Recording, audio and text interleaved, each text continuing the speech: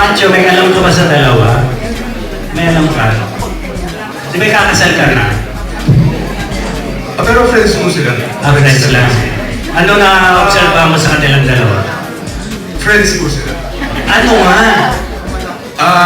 May mga level ng friendship, pero sa lahat ng levels ng friendship, nakuha na nila yun. So, friends sila. Saan niyo ba?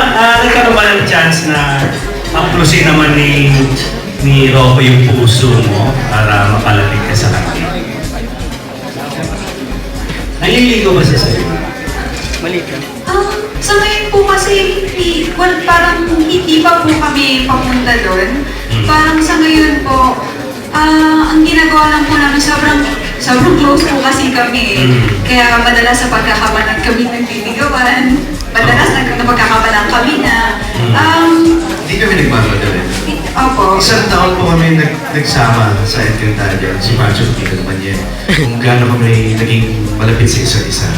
Pero, it all comes down to knowing your priorities. At yung priorities ni Sanya, which is the show. At kita naman sa kanya na talagang top priority niya ang pagganap ng Angel. So, ang importante lang naman hindi mo binamadali mga bagay. It goes there, it goes there. But we have a special bond. Sanay na sanay ka na, Rocco. Saan? Sa pagkakaroon ng girlfriend, pagkakawala ng girlfriend. Boyfriend material ba siya, San? Girlfriend material? Boyfriend material ba? Sa nakikita ko naman po sa kanya, mukhang boyfriend material naman po si Rocco. May duda ka pa. Hindi po, boyfriend material po talaga siya. At nakita ko naman po kung gano'n siya mag-alaga, hindi lang naman sa amin, kundi sa magulang niya. Nakita ko naman po kung paano niya i-care yung mommy niya. Lalo na every Sunday, kapag nag-share siya ng mga sinasabi niya.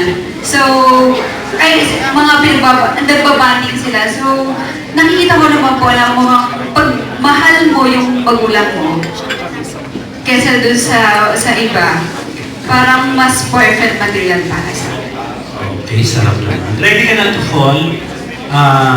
Si Rocco. Tagal mo ng tigang. Ay, my God! Nakakano.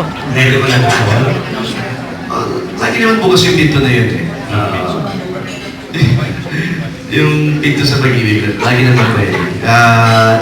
Binabalik ko lang, it's just the priorities, which is my projects ngayon. Siyempre, hindi lahat na bibigyan ng a project right after the last one. Kaya, inaalagaan ko ito.